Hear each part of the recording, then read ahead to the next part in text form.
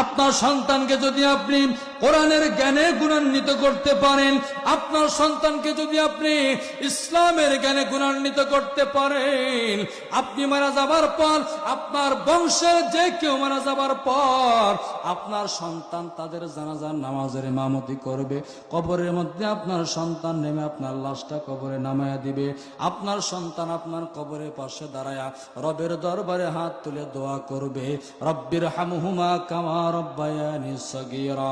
আয় আল্লাহ, আমার মা বাবা ছোট্টবেলা আমাকে যেইভাবে লালন পালন করেছে, আজকে তোমার রহমতের কোলে আমার মা বাবাকে তুমি সেইভাবে লালন পালন করেও।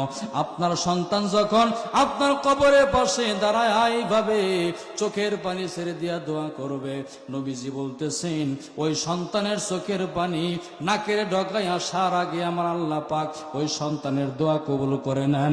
ওই সন্তানের দোয়ার ওসিলা করে মা বাবার কবর জান্নাতের বাগান বানায় দেয়। যেরকম সুবহানাল্লাহ।